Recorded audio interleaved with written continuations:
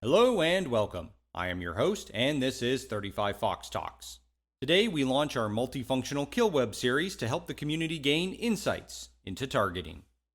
For all of the content in this series, we will be joined by retired CW4 Field Artillery Targeting Technician 131 Alpha, Jesse Crafassi.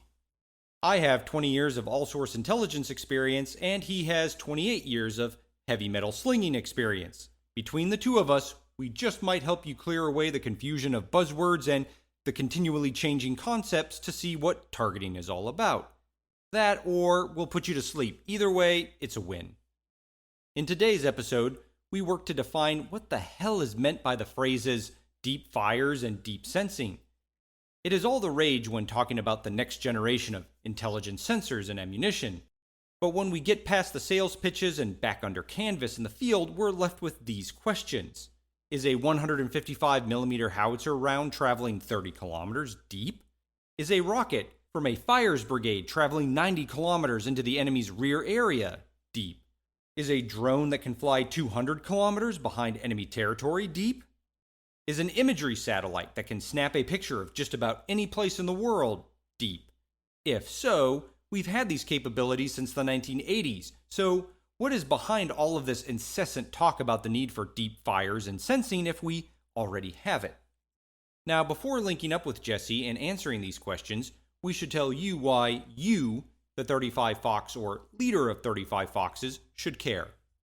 In Army doctrinal publication 2 TAC 0 and MIDA PAM 600 TAC 3 TAC 20 MAR 25, the Army Intelligence Warfighting Function has 4 tasks that are executed simultaneously and continuously, not in some order of priority. 1. Provide intelligence support to force generation. 2. Provide support to situational understanding. 3. Conduct information collection. 4. Provide intelligence support to targeting. When you simplify these even further, what you get is Intel. Tell us what threats to prepare the Army of the future to fight against. Intel. Get your collection assets into position to reliably tell the Army what the enemy looks like on the battlefield, what the enemy is doing on the battlefield, and what are the best enemy assets we can eliminate from the battlefield. So essentially, 3 of our 4 Army-directed tasks are about deep sensing and deep fires. And the 4th one is as well, but it asks what future capabilities will we need to effectively do the other 3. Therefore, what the Army is saying is that as a 35 Fox, or leader of 35 Foxes, if you cannot figure out how to get sensors into position and can't figure out what the enemy is doing and can't recommend or nominate targets and effects, you are ineffective and should look for another job. Now that we've established this topic's importance and introduced today's commentators, let's get into the conversation brought to you by Atlas Systems Integration and Support Technologies, where we assist, you excel.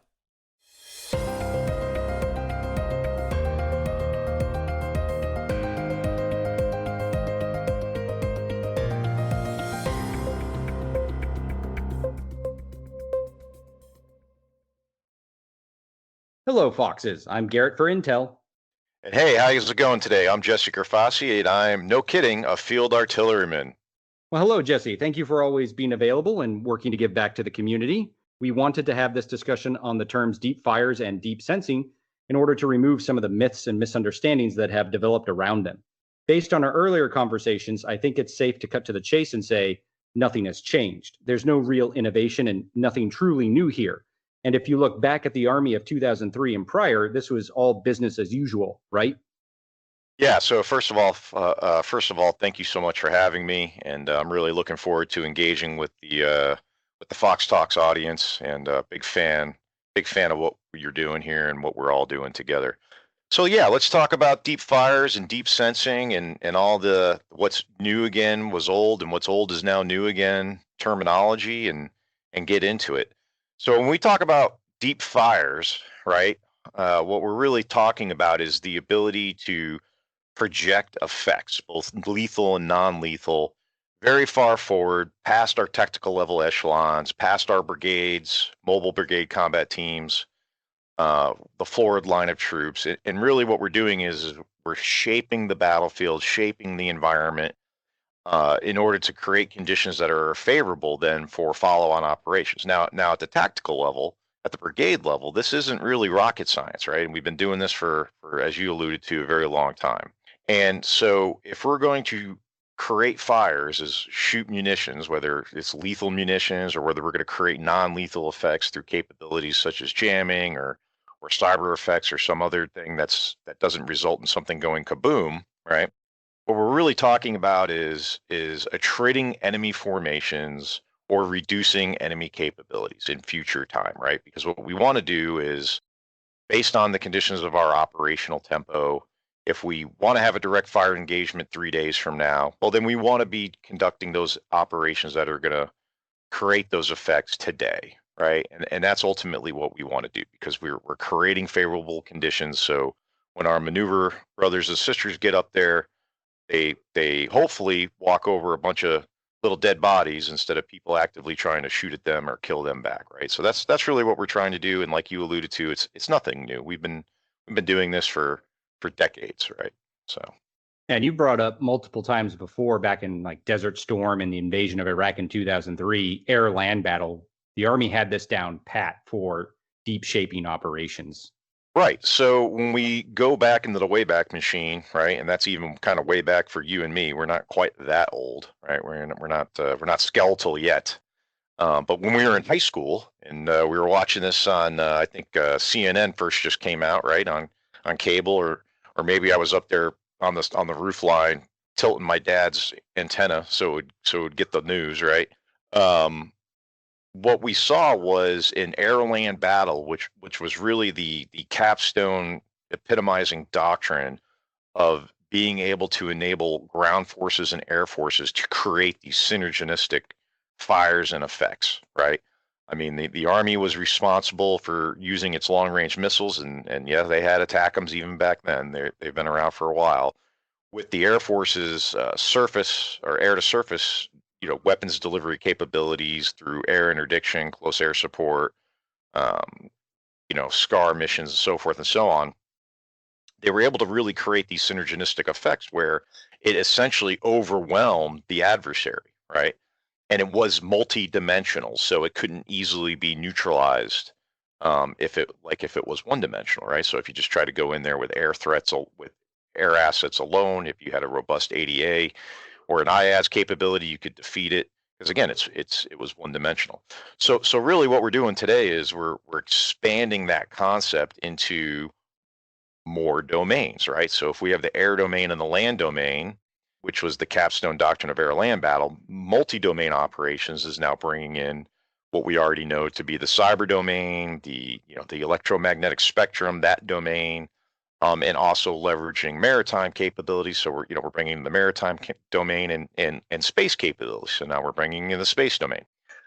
So what you do is, the concept is you bring all of these capabilities that produce these effects together, and you use them in a synergistic fashion where the sum then becomes greater than the whole, than the parts therein, right? And it creates multiple dilemmas for an adversary that they just simply cannot respond to effectively. So Desert Storm was a great example of that. They neutralized Iraqi air defenses in a matter of days, if not hours. So by the time the ground war kicked off, there was air supremacy, and there was virtually no indirect fire threat whatsoever to the land component forces. So can we say all the deep fires and deep sensing emphasis from leadership is not about developing a new way of doing things, but rather an emphasis to industry to update our technical capabilities, and an emphasis to soldiers to relearn these old processes? No, that's an excellent point. Let's unpack the thing about industry first, right? I think there's this general assumption by our senior leaders in the field that, when they talk this ubiquitous term of industry, that the people that run these companies, right, in the defense industry are all veterans, or they're all experienced with military operations. And the fact of the matter is they're not. I mean, these are businessmen and women who, have devoted their lives to creating, running, and building businesses. So assuming that they understand concepts like offensive operations, or even the Western way of warfare, or how we project power. That's just a bad assumption, right? They don't know these things. So a lot of times what we do to make up for that knowledge gap is we try to, what I like to call, Barneying it down, right? Like, if you remember Barney the purple dinosaur, he his entire audience was a bunch of, preschoolers, right? So sometimes I think we kind of talk to the industry like they're a bunch of preschoolers, and we attempt to water it down for them in concepts they'll understand. So, for example, and we're going to talk about this, I know, long range precision fires, right? I mean, here this is a great buzzword that is absolutely not doctrinal whatsoever, because it encompasses kind of this very clear, concrete concept of, oh, okay, I'm in the business of creating things that are going to shoot far and land, with incredible accuracy, and that's rapid and efficient, right? Okay, so that's the one point there. The second part of your question, in terms of, how are we training our soldiers, right? How are we training our professional experts in carrying out this, new but old but new again, type of thinking, strategy, operations, what have you? And so really it's about more, I think, in the way of deprogramming global war on terror and counterinsurgency. I believe we're actually just undoing that damage. And not that it was damage; it was what we had to do at the time to be, to fight the war that we're in. But obviously, that's not the case anymore. But the problem with human beings typically is that obviously we all have short memories, and institutional memory isn't really a thing. Um, because if you talk to the really old timers, the guys that actually came before us, right? And if we remember back when we were really young, like we talked about before, we were doing this already. We were training how to do this already, right? Back in the day, divisional artilleries and field artillery brigades, now they have these amazing, joint operations centers and jocks and things like that. Well, they had a thing back in the day. You know what it was called? It was called a DOC, Deep Operation Coordination Center, right? And guess what it did? Exactly what, like, say, an MDTF ADOC does now, right? It's essentially the same missions, right? What's the difference? Well, the technology has changed and the capabilities have changed. That's all. But in terms of what we actually have to do to be successful, that has not changed at all. And that's the thing. I think a lot of young NCOs and soldiers are kind of, as you said, institutional memory isn't a thing. When the average person in the Department of Defense is in for 6.5 years or less, if anything, if a concept is more than 7 years old, people just aren't aware that it exists. And I think it's a solid thing to go back and say, all of this has existed since the 80s or the 90s, and it's well rehearsed, a well proven concept. You just need to go back and read it, and don't spend your energy inventing concepts that have already existed. We don't need to talk about new targeting taxonomies or new concepts, and it's all innovative. I don't personally think it's innovative. We've just forgotten a lot of the things, and there's a lot of emphasis from our leaders to get back into those things. As you said, we learned a way of warfare for counterinsurgency, counterterrorism that wasn't go shoot the giant Soviet horde coming over the mountains with all of its rags, its dags, its bags, all the Soviet tank armies. We have to now go find high value individuals, and that is a different concept. Now, going back in time, we can just bring up those old manuals and start from where they left off and go forward, but no one's really bringing that to anyone's mind to go, oh, no, this already happened. Let's just go from that last start point and then go forward. Yeah, I think there's again, all excellent points, and I think spot on, right? I think the irony of it is that, history just continually repeats itself, especially when we talk Army doctrine and Army processes and procedures, right? I think one of the funniest things, not really funny, maybe ironic is more the appropriate term, but General Petraeus goes to all this trouble to write and so-called invent counterinsurgency doctrine in Iraq and Afghanistan. But if you talk to anybody who was in Vietnam, okay, or read any of the books back then, I mean, I read Colonel David Hackworth's primer Vietnamese primer. And let me tell you something, it read pretty much almost verbatim like General Petraeus's counterinsurgency warfare, right? So again, and here we are again today, right? I mean, like, all we have to do is take the stuff we were doing in the 80s and the 90s, preparing for the, like you said, the Soviet hordes, slap a Chinese flag on it and go, there you go, right? And sprinkle in some space capabilities, some cyber capabilities, and some electronic warfare capabilities, right? So, and it's easy to sit there and say, well, I blame the institutional army, right? Like, well, we're not training people. But again, let's stop labeling institutions and start looking at the people behind the institutions, right? I mean, as we all know, an army school, in my opinion, and I think you probably would agree with me, is only as good as the instructors that you put there, right? So you underinvest in the institution, and you're going to get poorly trained, institutionally trained soldiers, right? Okay, so that's neither here nor there. We've been complaining about the institutional army since Christ was a corporal, and since Baron von Steuben's created the Blue Book in the Revolutionary War, right? I'm sure there was Continental soldiers say, "Ye drill book sucks," right? Back in the day, right? Riding with Paul Revere and whatnot. So that's not really a valid, legitimate excuse, right? But I think the pillar of profession of arms is self-education. So without sounding preachy, at the end of the day, our young soldiers, our young NCOs, our young officers, you have to invest in your own education, right?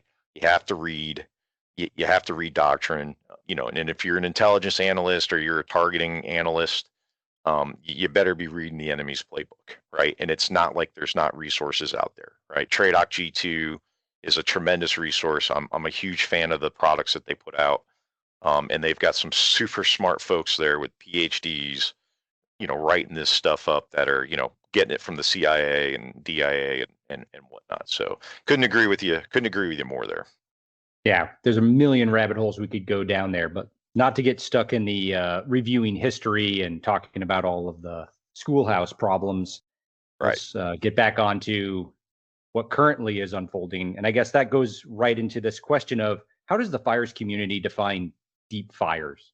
Right. So deep fires, when we think about how do we conceptualize this, right? Because it's an advanced concept, and in order to really have the human mind get around these advanced concepts, you got to understand some of the concrete facts that make up the concept, right? So deep fires is about projecting effects at the end of the day, and obviously there's a range component, hence the term deep. But it's really about realizing the commander's intent, right, and achieving the end state for targeting in fires. Now, deep fires inherently are shaping operations in and of themselves.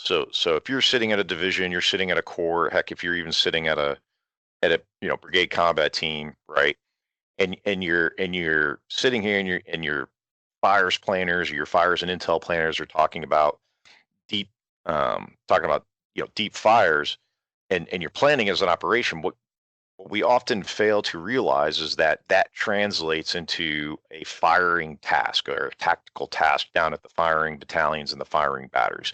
Because at the end of the day, the men and women down there who are shooting the cannons, performing technical fire direction, coming up with gunnery errors and solutions, they don't understand the entire plan because they don't need to, right?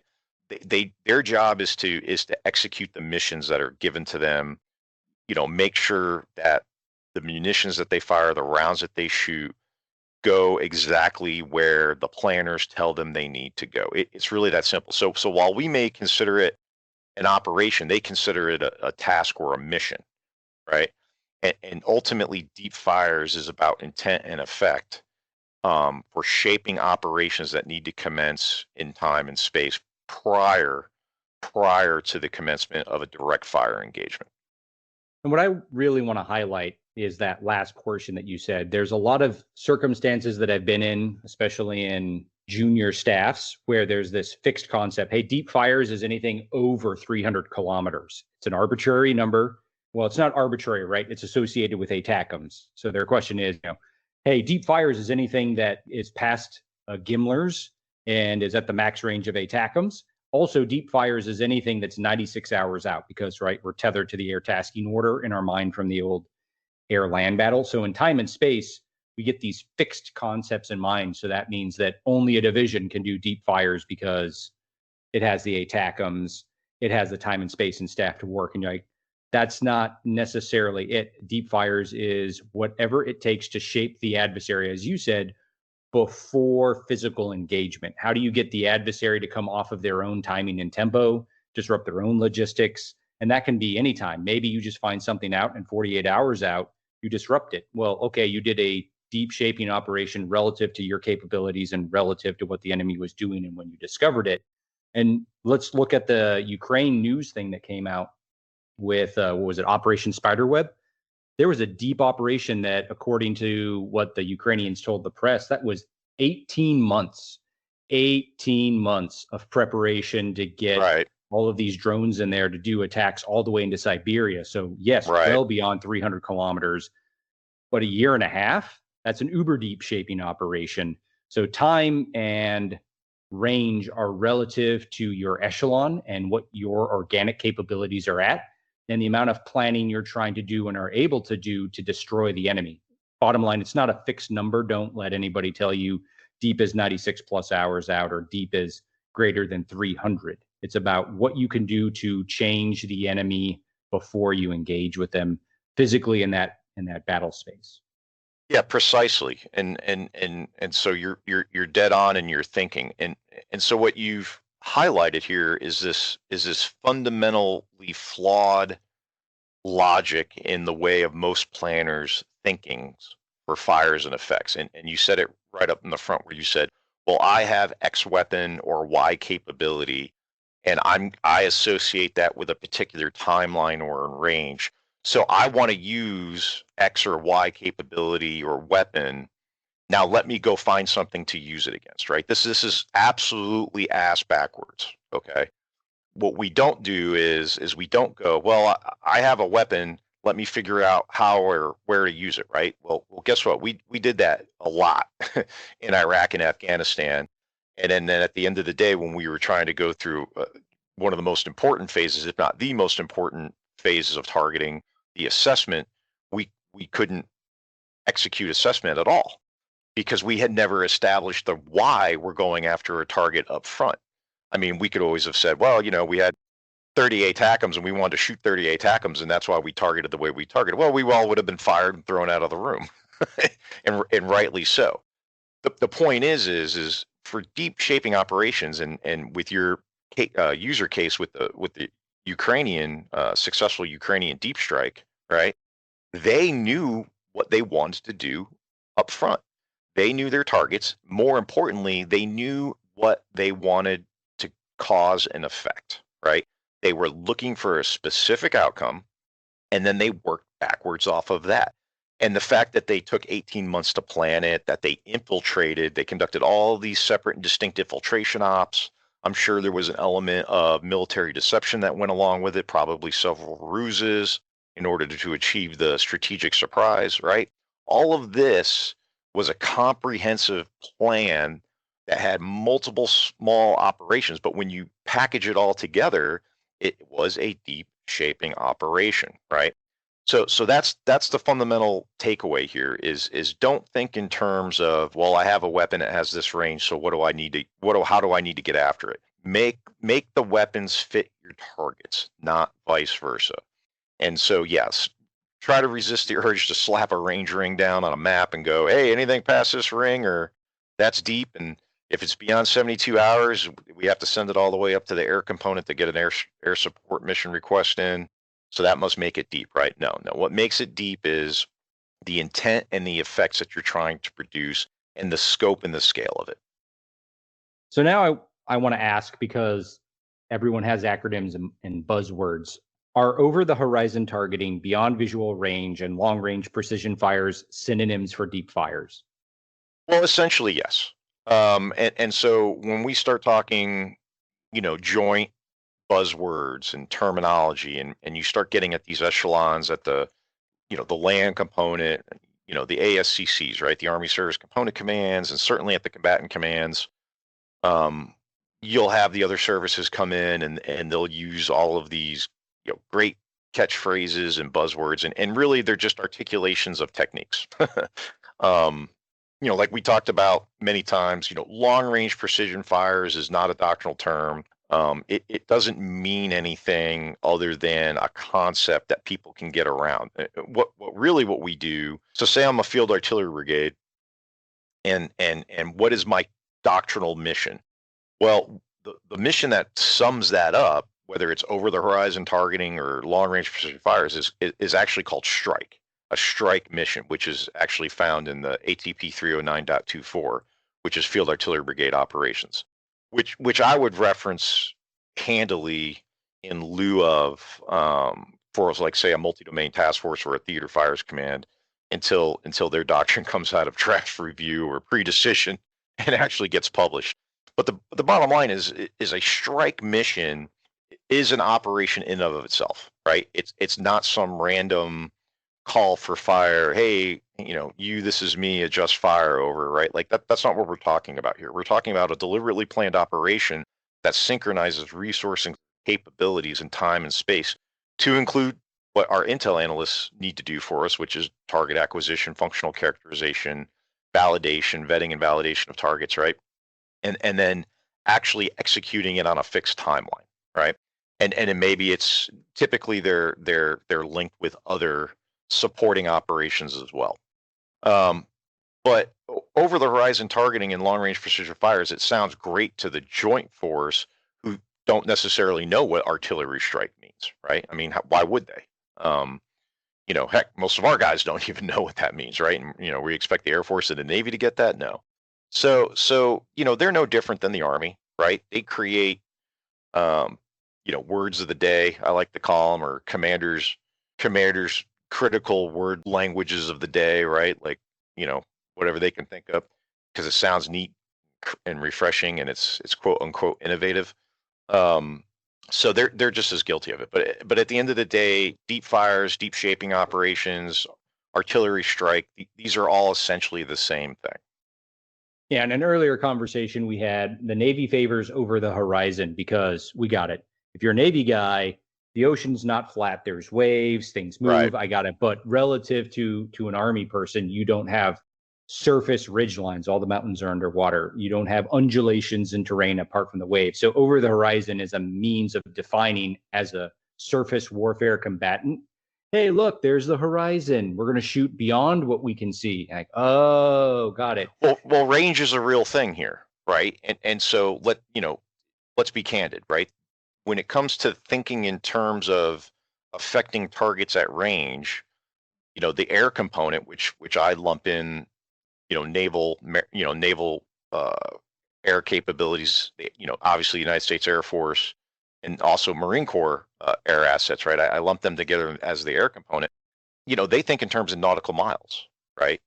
The idea of having an engagement at 1.5 kilometers, it's probably extraordinarily frightening for them.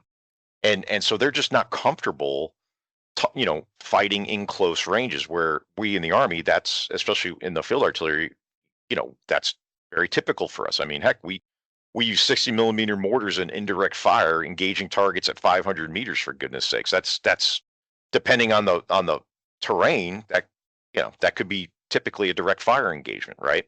So they say over the horizon because they're talking about capabilities and sensors that literally are picking up targets or acquiring targets that direct radiation energy sensors cannot do, that because, as you stated, it's beyond the curvature of the Earth, right? So they'll say, oh, it's over the horizon targeting. You're like, okay, man, it's deep fires. I get it, right? Like, that's not, you're not confusing me. I totally get it. It's stuff that, if your airborne radar is not picking it up, or your cruiser or your destroyer's Aegis radar is not picking up because it's past that. Okay, it's the target's being relayed through some other means. Gotcha.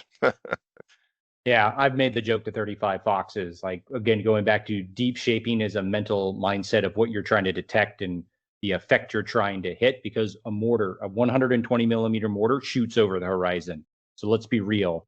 when you're shooting a 120, you're not doing deep fires. You're in a direct fire engagement, just trying to shoot into something with a lot of high explosive. Well, it's more than that, and I think this will, I think, sum it up pretty good. Is the idea of shooting indirect fires is really not something they're comfortable with, because their direct fire weapons can shoot at such a long range because they're dealing with no terrain, right?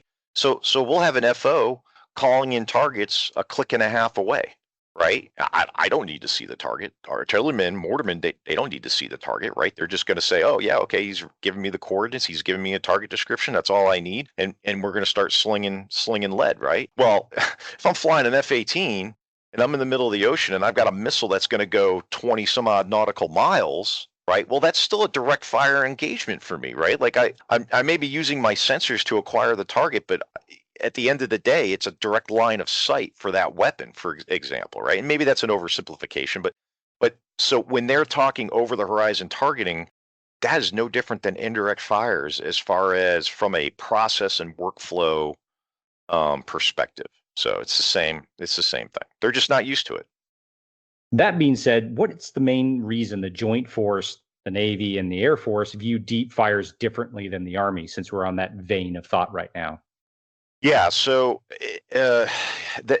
when they okay. So again, it comes back down to the ranges that they're dealing with, right? And it also has to do with the levels of echelon of target engagement authority that resides within their organization. So if you're a surface strike warfare group, right, and you've got a nuclear powered aircraft carrier with a couple fighter attack squadrons, you've got amazing sensor acquisition sensors, early airborne warning radars, you have, Aegis weapon systems, you have, an attack missile submarine that's part of your fleet strike group that's, far ahead out in front of you, screening for you. And all of this stuff is interconnected through tactical data links, which is an extraordinary capability that the Navy and the Air Force are incredibly comfortable using, but the Army is just really starting to embrace it beyond the air defense folks, who are really good at it, but that's an aside. And so their idea of deep fires is okay. Again, I can't necessarily acquire the target with my own organic resources, right? Because I mean, again, at a carrier strike group, that admiral that's out there alone and unafraid with that carrier strike group, they're reporting back to a JFMC, right? Joint Forces Maritime Center and Combatant Command, or Combatant Center, and so if they're getting a target from, say, an Air Force F-35, and they're just expected to shoot it, well, that's habitually not something that they're used to, right? Well, so you're trying to tell me that an Air Force F-35 is going to conduct what we would call terminal guidance for munition, right? Because typically what happens is they would just hand off that track, right? That surface track, and say, well, the F-35 picked it up, but they're handing it off. It may be observing it through its sensors, but that actual aircraft or that pilot has nothing to do with the actual engagement of the target. Well, now they're rethinking that, right? Because of this tyranny of distance, especially in the Indo-PACOM theater, and that's unusual for them, right? They just have not been able to do that, precisely because their weapons are so capable. Where for us, we don't think anything of, hey, I've got Division X on my flank. They acquired a target, and they're gonna watch the impact of my rounds for Division Y, right? We do this all the time, and it's very natural for us. So yeah, that there's just a learning curve there, I think, for the Joint Force, and there's just a lot of concepts that we do because we're so comfortable with indirect fires that they are kind of new to them. What really resonated with me in our earlier conversations was you had said the Air Force and the Navy, when they're working for the air component commander, are really about, look, I have a 1 to 10 multi-million-dollar munitions hanging on hard Right. points on my aircraft that can only do so many sorties. So you can only have so many munitions on so many sorties per day. And so when they look at deep fires, it's about how many times I can release a munition off of a hard point and ensure that munition is going to strike that specific target whether it's a building or a ship forward, because again, even on a surface ship, you only have so many vertical launch systems and with only Right. so many munitions types, whereas the Army were more about area effects. Can you elaborate? Yeah, so this is really just a fundamental difference in how we do targeting. Okay. And so when we were discussing this before, the air component, when it thinks in terms of how can I affect my targets, how successfully codify my capabilities, how can I sit here and articulate and express in some kind of quantifiable metric, how well can I attrit enemy capabilities, or how many pieces of equipment can I destroy, right? The way they do the calculus for this is as you alluded to, is they look at the number of weapons that can hang on a hard point of an aircraft. They look at how many times they can sortie that aircraft, how many numbers of those aircrafts that they can sortie. And so it becomes a math game, because for them, every engagement essentially is one weapon, one target, one aircraft slash sortie, right? And because every one of their weapons is essentially a precision weapon. So they don't consider a strike successful if they don't actually land the weapon exactly on the target. Now, that doesn't matter if it's a facility, it doesn't matter if it's a piece of equipment. That's essentially how they calculate it. So if they're doing air interdiction against a tank battalion, and that tank battalion has 60 tanks in it, well, they're going to make sure they have 60 weapons, right? And they're going to make sure that they have enough aircraft and enough sorties to support the release of those 60 weapons. Okay. Now, for us in the land component, Marine Corps and Army artillery, we think in terms of area effect weapons. So we don't do calculations based on we don't calculate our effects capabilities based on, well, hey, this is the number of rounds I'm shooting. We're actually calculating based on volleys, right? Number of rounds, munitions, rockets, missiles based on number of volleys we're going to shoot, right? And we're going to calculate it based on the center mass of that particular tank battalion, okay? And what we're going to do is we're going to weaponeer to go, okay, if I need to take out 30% of those 60 tanks, right, which would be like 18, right, doing simple math in my head, okay, my systems, such as AFATADs, are going to calculate the exact number of munitions I need to shoot over the geographical area that tank battalion is taking up on the ground. So if it's in a 5 kilometer by 5 kilometer box, well, we're going to compute saturation fires to essentially land munitions throughout that box, right, evenly dispersed. Because again, we're not conducting our own terminal guidance. We're not seeing where those rounds land. We're just shooting these coordinates that are giving us ballistic impact points. For the air component, okay, they're going to see, or they're going to have some kind of positive control on where that target actually lies, either through a sensor or through direct observation or through a relayed sensor direct observation, okay? So again, they're not employing indirect fires in the way that we think about it. It's really a direct fire engagement. And to really understand this, you get into the kind of the mindset of aviation brigade fires folks, right? Like Apaches. Apaches are interesting because as a weapons platform, they can be used as direct fire engagement weapons, but they can also be used as indirect fire because of their ability to use scouts and observers to relay for things like Hellfire missiles and whatnot. And so they kind of straddle the line better than the air component does in the joint force.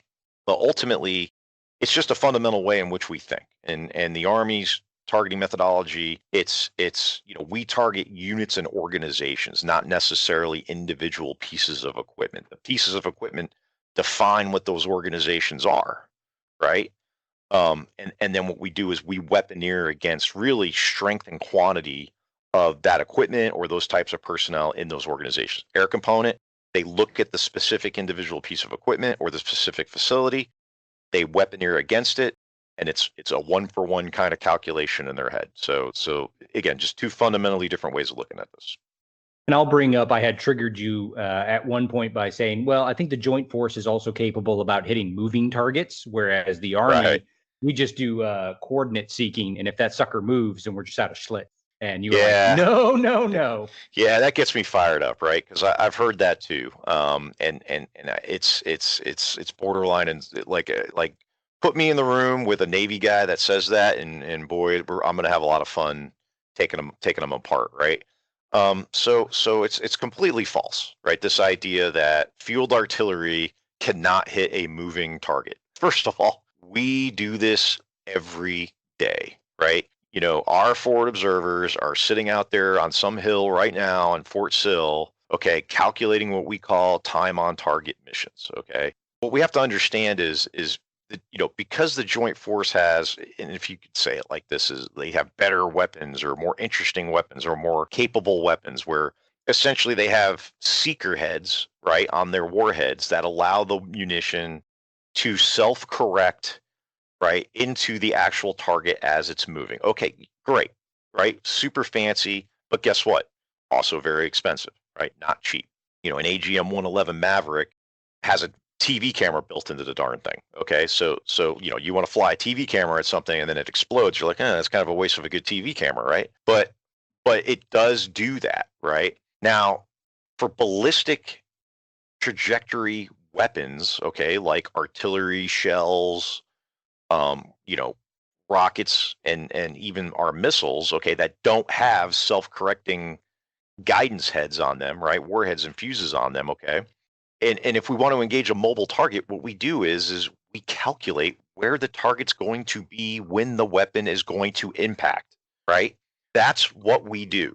And we train the observers to do that. So if I can train a, you know, a 20-year-old 13 Fox to sit there and say, hey, I've got a tank battalion, you know, I got the regimental, you know, I got the RAG, right, the regimental assault group moving from left to right across the valley at you know 5-6 kilometers an hour, right? I'm going to calculate where are they going to be, where I want to engage them, where it's most favorable for our weapons to cause the effects, right? Now, why this is such a difficult concept for the theater fires commander, the MDTF, to grasp against maritime targets, you got me, right? Because I get it, right? It's a little bit different because you don't have terrain to kind of guide you in terms of which way a ship is going to move, right? And so maybe you have to have a little bit more of a persistent target acquisition capability. But if the boat is moving in a straight line from east to west and you have no cause to think it's going to just suddenly zigzag out of nowhere, then tell me again why we can't just do a simple time on target mission, you know? So now again, technology evolves, it continues to change. And obviously with, you know, precision strike missile, we're going to see a capability where it will be able to persistently acquire its targets and correct in flight. But this concept that we can't hit a moving target is just ridiculous. We've been, as you know, we've also been using precision munitions. ATACMS is a precision munition. We've been using precision artillery and mortar shells since 2006, 2007, between XCAL, PGK, the advanced precision mortar round, right? All of these self-correct. And again, at the end of the day, the definition of a precision munition, which is in Field Manual 309, is a munition that can correct for a ballistic condition, right? Using guidance control up to the aim point, right? So we can do this stuff, right? It's not beyond the Army's capability, that's for sure. You brought up two things I want to expand on. One really deeply and one's tangential. You brought up combat aviation brigades. It's just not field artillery that does deep operations. Absolutely. That concept of the deep attack, that's a whole other conversation on the Iraq invasion. What was it? 11th 11th Air Attack Regiment. Yeah. I got the whole concept of a deep attack aviation brigades going in deep and setting conditions. Yeah, that's a whole other like. That was more of a case study in how not to plan a deep attack, right? And you know, thank God it wasn't too catastrophic. So cyber aviation, there's a number of ways to get at deep. It's just not launched effects out of a HIMARS or absolutely an M270 or Paladin. But the deeper question, go ahead. Well, no, I was just gonna add on a little bit to what you kind of hinted at, which is okay. So what's deep for cyber, right? Great question. And I'm fairly confident that there's smart folks at Cybercom right now and the cyber mission centers right now that are trying to define that daily, right? What is a deep target in the cyber domain? And so they have to rethink echelons in a completely different manner. For them, they may delineate, close targets to deep targets in terms of, well, maybe it's a target that resides at the Russian Ministry of Defense. Maybe that's deep to them versus, say, something that's at a tactical level combined arms army, right? Maybe that's close, right? They're going to completely define it based on the guidance and the intent of what they want to do with the weapons at their disposal. So it's a great point, and I just wanted to touch on that real quick. But go ahead. Yeah. For anyone who had a question about the aviation, what was that? The Karbala Gap raid? Yeah, the Karbala Gap. Yep. Yeah, that's right. So there's a lot of papers written on that. But the deeper thing is, as you brought up, PGKs, Excal rounds for Excalibur, the old Copperheads, Yep. And then we talk about ballistic guidance and trajectories. As an intel trooper in the global war on terror, I never really heard about the sensor weapons pairing concept that's prolific in the Joint Force under there, like beyond visual range or over the horizon. So at the division, I never had to deal with any of that. Joint targeting requirements of the in-flight target updates and their associated tactical data links like Link 16, cursor on target, situational awareness data link, MADL, IBS, TTNT, IFIDL. These are all data links. We'll cover those, I think, in a later session. But when I became a man of older years in organizations like USASOC and MDTF, it became a vexing issue on the intel side for sensor weapons pairing, especially in relation to collection management requirements for deep sensing. But you had some sage advice for me that this is not as heavy a burden as intel as I made it out to be, or a lot of us in the intel community make it out to be, because the field artillery intelligence officers and the 131 alphas, such as yourself, are supposed to bring a lot of this sensor weapons pairing information with them to the working groups. Can you lay that out for us in the audience?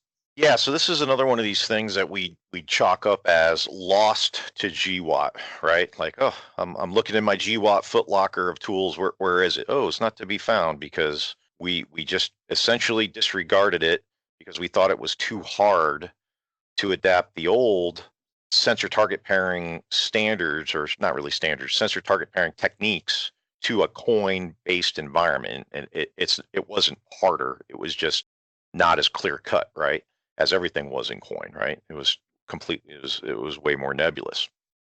In the old 62010, which was the capstone targeting doctrine for AirLand battle, there was a complete couple paragraphs, I think a whole subchapter devoted to just sensor target pairing, where you would actually build a matrix to say, listen, here's my targets, right? And again, how did we functionally characterize our targets, or how did we codify our targets as enemy units, right? So here's enemy unit X, right? What sensors do we have that are capable? And again, this is where there needs to be a very clearly delineated explanation of the difference between collection and target acquisition. Okay, so today, and I'm the last person that needs to tell an intel analyst anything about ISR or collection, right? I mean, this is your guys' bread and butter. This is what you do. You live it, you eat it, you breathe it, right? And rightly so. But the idea of intel collection versus target acquisition, okay, are two fundamentally different things. For the purposes of targeting, right, and sensor target pairing, I need things that can target acquire, meaning that I need you to be able to just find it, okay? If you're saying that this is a tank battalion because it's got a bunch of tanks in it, then that's good enough for me. What I need to know is what sensors do we have out there that can find this tank battalion in the timeliness, the two variables that I need, timeliness and accuracy, that I need in order to ensure that when it comes time to create effects on that target, it's going to be where the intel report, where the target report that comes into you says it is. So if you say, hey, we got this target report 20 minutes ago, and it's the Chinese bicycle platoon and they're pedaling super fast, and that's probably not going to do us a whole heck of a lot of good, right? But if it's a tank brigade and it's been lagered up overnight and they've been hanging out there for 6 hours like the Russians are because they ran out of fuel or they got stuck on the highway or whatever, hey, that's probably good enough. I can have reasonable certainty that it's probably still there, right? But the point is whatever that sensor is, okay, we should be matching that to our high payoff target list, right? So HVT number 1 is X unit. HVT number 2 is Y unit. Okay, great. Let's open up those windows. Let's use your collection windows, okay, to identify the specific resource or capability or asset that's going to generate that target report at the time that is optimal for our engagement. Okay. Now, that sounds like a lot. And as you rightly pointed out, an Intel analyst that's operating alone and unafraid, right? Because they're one of one in the ACE or the Fusion Cell or the G2 shop, probably thinking, oh man, I got to figure all that out. No, no, most of that is not your concern. That information is owed to you, okay? And that is owed to you from your fire supporters, right? Your fire support cell, your effects cell folks, your targeting folks, okay? If you're at the division or a corps, your field artillery intelligence officer that, God willing, is actually in your G2 shop with you doing their job like they're supposed to be, right? They owe you these things. And again, these are fighting products that we call that, we'd have the sensor target pairing matrix, but we would also have the target selection standards, right? This is a fighting product that is given to you, the analyst, for you to use as your guideline to go. So you don't have to guess this stuff, right? You could say, look, the J-stars is up. We've got moving target indicators flowing from this time to this time, right? And one of the targets that we're looking for is in a TAI embedded within an NAI. And anybody who tells you that a TAI can be outside of an NAI is run the other way because they don't know what they're talking about, okay? And they're just going to make you more stupid listening to them, all right? And it's specifically acquiring those dots which are associated with the high payoff targets that we're looking for, right? That information is owed back to the analyst. It's not the analyst's burden to figure that all out, because at the end of the day, you don't know the weaponeering, right? You don't know the weapon use cases. You may know the rough order of the operational timeline, but in terms of which targets we're going to engage exactly when and where, well, that you don't create the targeting synchronization matrix. We give it to you. So you can go, no, 06 right now, we should be looking for the 23rd Tank Battalion in vicinity of NAI number blah, blah, blah, blah, which is TAI this. And that's all I need to worry about, right? Right? The weapons and how that's going to happen and the whole operational workflow for the engagement of the target. Well, that's not my thing to worry about, because once they see it, I'm moving on to the next target. I got things to do. I'm an analyst. I'm analyzing. So, that's pretty much it. I think the quaint essential vignette that's always used, at least for deep shaping in the Army when I was a younger man, was always, hey, the SA-10, the SA-20, the SA-21 or whatever. You're like, okay, the intel guy doesn't need to go. What's going to detect it? And that will enable us to shoot an ATAC. I was like, that math was already done. Hey, the radar needs to come on. This asset needs to identify this. Okay, so the target acquisition and the target engagement radars on the SA-21 have come online. They're spinning. You're able to identify it. How long ago was that? 30 microseconds ago or 30 minutes ago, whatever it was. Right. Hey, what's the target location error? Oh, we're plus or minus 2 kilometers. Like, okay, well, we're not going to shoot that. Oh, we're plus or minus 50 meters. We're going to shoot that. If you're plus or minus 2 kilometers, you go, hey, do we have forward observers? Do we have scouts? Right. Do we have, is there an imagery that you can go, okay, is there something that can refine the coordinate to get it within the target location error we need? Because again, at the end of the day, when we talk about target location error, so I use a ridiculous, absurd metaphor, and I'll use it again now, right? You give me something, a coordinate, a target engage, or a target report, right? Such as a Charlie 281 message or a TIDAT or a KO2.1 target report, okay? Or even a J3.5 surveillance track, right? Which has all the elements of target information that we would need, a fires person would rightly need to engage a target, okay? And you come in and you say, hey, listen, the accuracy, it's a SIGINT, right? So the accuracy is plus or minus 3 kilometers because of the lobs. And I'm like, okay, well, that's just not going to work for a Gimler's. But if you would like, I can shoot 50 Gimlers in that entire box, and I have a pretty high probability that we're going to get it. And that's when you start people standing up going, that's just silly and stupid and crazy. Why is that silly and stupid and crazy? Right? It's not. If the target is that important, that's exactly what you would do, right?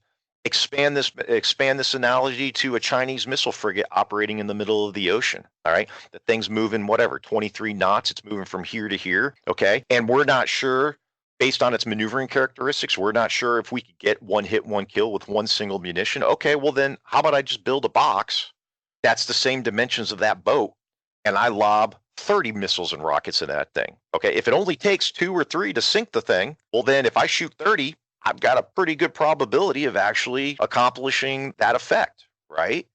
So again, it's all contextualized based on how important is the target. This is why good high value target lists, good high payoff target list analysis has to be thorough and comprehensive, because at the end of the day, it's going to directly impact how many munitions you're going to use or whatever capabilities you're going to use, right? I mean, in the non-lethal world, in the cyber world, you're going to burn a weapon and that's a one-off, right? And it took 6 months to develop that weapon, right? And so yeah, you better make sure that the target is worth burning that weapon to do it. But yeah, so ultimately we can do that, right? It's just a matter of will. And for the foxes out there, the 35 foxes, not the 13 foxes, 35 foxes. Right. Yeah. The foxes, not the fisters. Yeah. This is really, again, do the high value target analysis, as Jesse said, but also remember the conversation you're hearing. The fires guy showed up with, this is the type of sensor I need for this type of weapons engagement. And in your targeting working groups, this is where everyone's going to have the conversation on magazine capacity. Hey, it's a high payoff target and we need these sensors out there, but are we willing to shoot this amount of munitions? This is not your job as the 35 Fox to figure out how operations and fires is going to do things. Exactly. You just go, assets available. Here's the information I'm going to be able to pull for you and hand over to you. Are we going to be able to shoot with our munitions, or are we going to need the joint force to engage? And from that juncture on, that's all a ops and fires. Yeah, and what we have to keep in mind is as staff, right, we can recommend all day long, but at the end of the day, it's the commander that has to underwrite the risk, right? So when we talk risk to mission, one of the fundamental tasks of target vetting, okay, is risk management. Okay, risk isn't, am I going to hit something I didn't intend to hit? That's an element of risk, but risk management is risk to successful mission. Okay, so I used to tell people a story about the current Deputy CG for ForceCom. We all know him, we love him, General Stephen Smith, when he was my battalion commander in 2377 up in Alaska. We're in Afghanistan, and we see 3 guys digging a hole in the road with a raid camera, and so we shoot, or we go to shoot an XCal, and he's like, oh, wait a minute, let's make sure we don't hit this building, blah, blah, blah, blah. So we offset the aim point, right? We offset the aim point. We put the XCal round on the delay fuse, right? We shoot the mission. So round goes out, it splashes, boom. We see dust and clouds, everybody's high-fiving. Oh, we got those guys, right? Got the bad guys. Smoke clears, 3 dudes jump up out of the hole and they run away, right? As fast as their little sandals can take them, right? And the colonel goes, well, XCal's garbage. That's a terrible munition. It's like, no, we over mitigated. We actually created risk to the fire mission, right? Which was to destroy these IED emplacers, right? Because we over mitigated. And so that was high risk to mission, right? And it wasn't the munitions fault. It went exactly where we told it to go. It was our fundamental inability, our error in underestimating the effects radius of that munition. So we offset the aim point too much, right? So classic example. So let's transition us now from fires to intel. We've been talking a lot about deep fires. Let's talk about the deep sensing that needs to go along with it. So we do sensor weapons pairing and the analysis. And a lot of intel people will get wrapped around the axle on, I need new sensors, new things, new this, new that. And as you've been saying, and I've said, this has all existed since the 80s and the 90s. It's just bringing it back forward.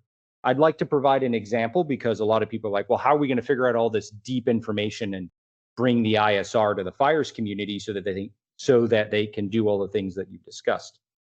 Here is the current mission statement for the Army's Tactical Intelligence Targeting Access Node, Titan, for 2025 and beyond. Titan is the Army's next generation intelligence, surveillance, and reconnaissance ground station, leveraging artificial intelligence and machine learning to rapidly process sensor data received from space, high altitude, aerial, and terrestrial layers.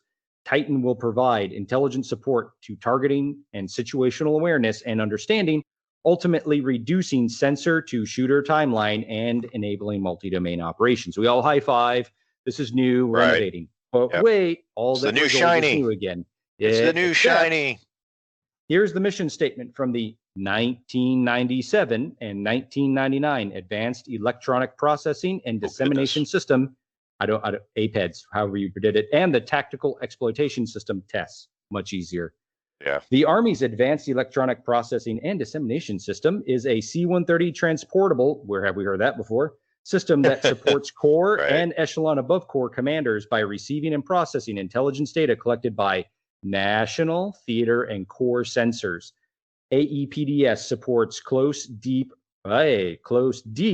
rear, and special operations by providing the ability to see deep into the battle area and providing targeting, terrain, and ingress-egress information. AEPDS maintains the tactical commander's SIGINT database and serves as a pre-processor for MIT, FAST, GSM, DTIS, and ASAS. Sensor data is correlated and integrated, then forwarded to other tactical commands supported by Tactical Exploitation of National Capabilities 10-cap systems within consumer timeline requirements. Well, we're going to continue on. Hang on. The data is correlated and integrated, then forwarded to other tactical command support elements. The AEPDS interfaces with current intelligence and electronic warfare processing dissemination systems, including the all-source analysis system ACE Block 2 upgrade, which allows interface with AEPDS. The TESS, Technical Exploitation System, is the Army's Tactical Exploitation of National Capabilities, 10-cap, migration system that combines and downsizes tactical exploitation for national capabilities functions into a single system.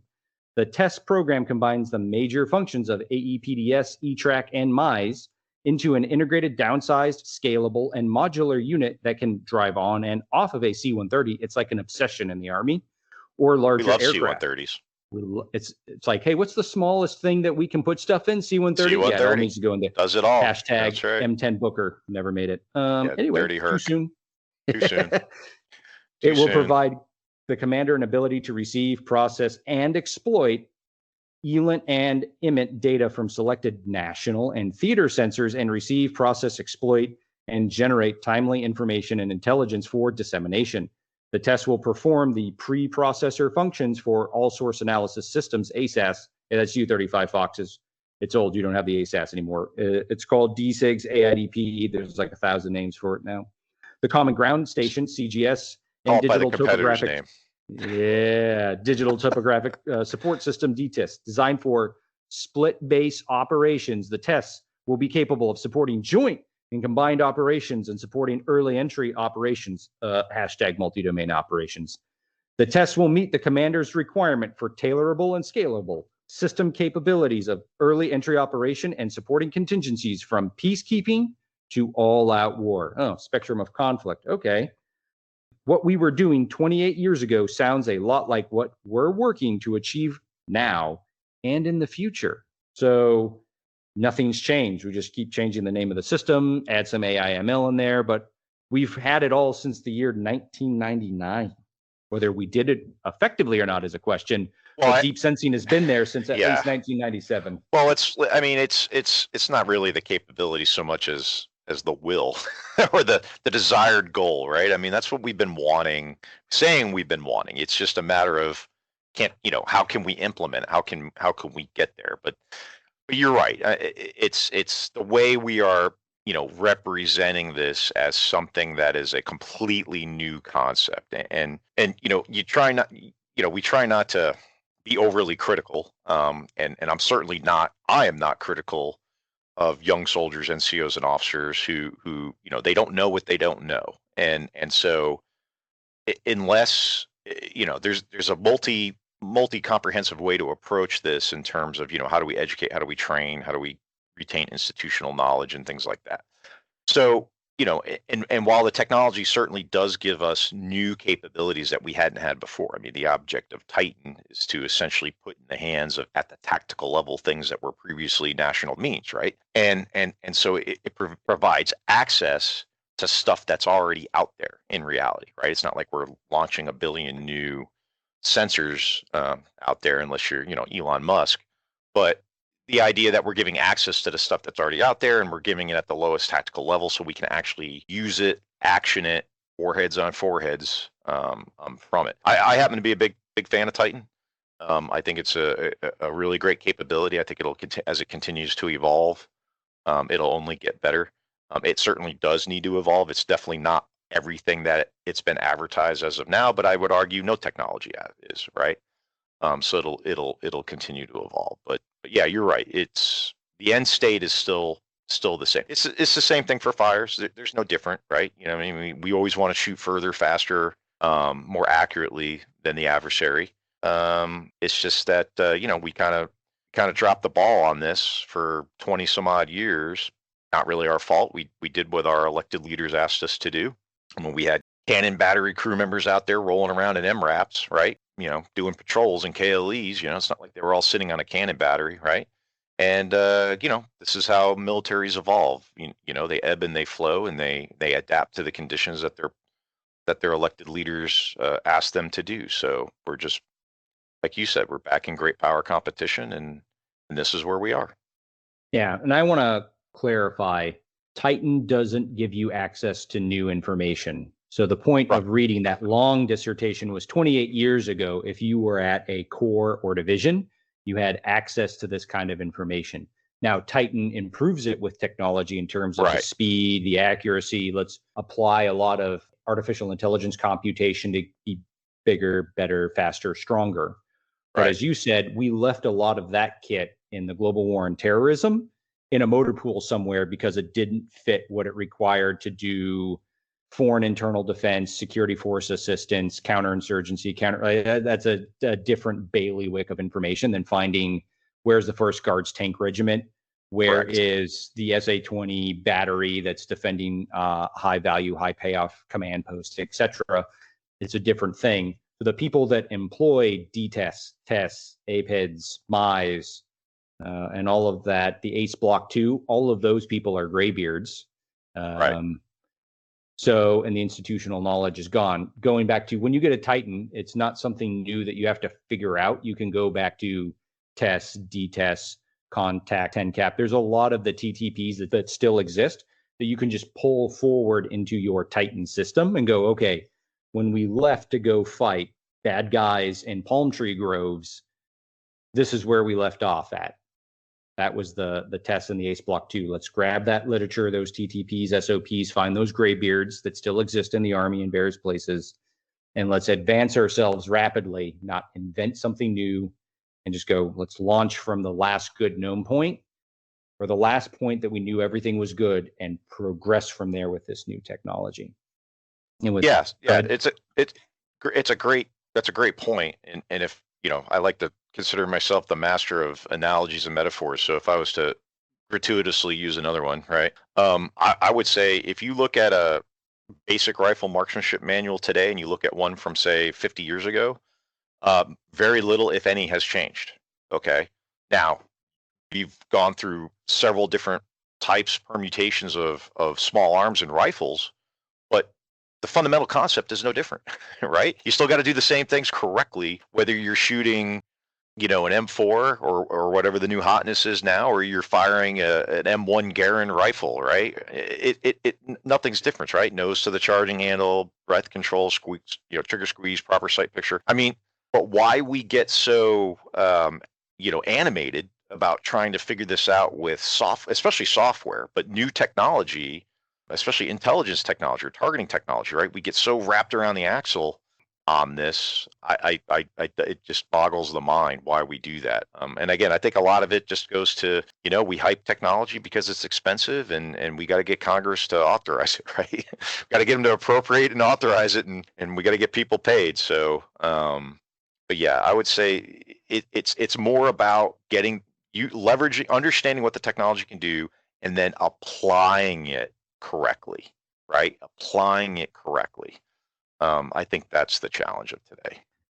Yeah, and it's exposure. I have to fully admit, like, how long has Link 16 existed? I think 1994, 1992. Yeah. 30 years. Same thing. Yeah. Cursor on target has existed, and people are still discovering it. So it all comes down to exposure. There's just the point of this conversation is exposing the audience. I want everyone in the audience to understand what has existed before you, what continues to exist, so you can save your energies from inventing things that already exist and apply those energies to going, oh, this is where we need to go, where no one has boldly gone before. And here's where innovation is, not rediscovery. Yeah, you're absolutely right. I mean, the whole purpose of what we're doing here today, right? Well, this channel is to empower, young soldiers, young NCOs, young officers with, like, look, we're not going to sit here and come up with all the answers. I mean, we're just two old guys pontificating about what we think and what we know, right? And hopefully it's value added and we're not wasting people's time. But my sincere hope is that anybody listening to this right now, what they start doing is they start thinking, their takeaway is they start thinking and they start asking some serious questions, right? Instead of sitting back and going, well, I wasn't trained on this, so it's not my fault. Okay, well, that is a way. I don't recommend it. But if you heard something here today that goes, wait a minute, I've experienced that problem, and okay, so there is a solution, and maybe now I can go back and start asking some questions, or even better, I can do my own research, start getting into some manuals, maybe get into a technical manual, maybe get into a field manual, and start putting two and two together and do my job better, right? And be an asset for my organization. I mean, and that's really what it comes down to, because if I would argue that the Army hasn't changed that much in 100 years, and the key to success today is still the same as it was in World War II. Is if you're a professional at this, then you're going to treat your career professionally, and you're going to take your self-improvement seriously. And with that, I want to deliver these key points for 35 Foxes. Point number 1, the oldest form of deep sensing is human intelligence. Humaners are going to rave. 35 mics, shout out to you. Nothing is older or goes as deep into enemy lines in the mind like a source or a spy, and that has existed since war began eons ago. Timeliness of the information is the problem, but main point, deep fires, deep sensing, deep shaping has existed for all of humanity. Human is the oldest form of it. It's just not all that timely in a lot of circumstances. Army 10-cap, or tactical exploitation of national capabilities, celebrated its 50-year anniversary in 2023. That's point number 2. The Army has been integrating its organic ISR sensors with joint and national ISR since 1973, which goes back to what we just talked about. If you want to get good and fast, look to the knowledge of the past. Point number 3, the fires community is perfectly fine getting targeting data from non-organic and non-Army sensors. Don't think that you, as a 35 Fox in a collection management shop, need to figure it all out. Just figure out where the data is at and work to meet the requirements of target selection standards and the attack guidance matrix from the fires community. Last point, know the enemy composition, disposition capabilities, and intent, aka order of battle, threat template, situation template, course of action, high value target list, enemy TTPs and SOPs. Then partner with fires targeting crews as a team to achieve success on the rest of the deep fires and deep sensing process. You, as the 35 Fox, don't need to solve the whole targeting problem. All right. Any closing thoughts from you? Yeah, no, and again, I think that's great. So my closing thoughts on this, especially talking about joint fires and targeting, right? It's not about the technology, okay? It's about understanding targeting and embracing targeting as a scientific process, okay? It's the people, the processes, and the discipline to connect sensing with effects, okay? And if we can fix that, if we can get that right, if you're in an organization that's struggling with it, if you can improve that, okay, the multi-domain fight becomes more than just a targeting meeting that you're ready to just, you're ready to just end it because it just goes on forever and ever, right? Don't fall the well, targeting is an art. It can be applied artfully, don't get me wrong, but it is a science. And if you learn the rules of the science, you will become highly, highly successful at it. And with that, I very much appreciate you having me on, Garrett. All right, Foxes, we hope you've enjoyed and found use from our deep thoughts on deep targeting and deep sensing.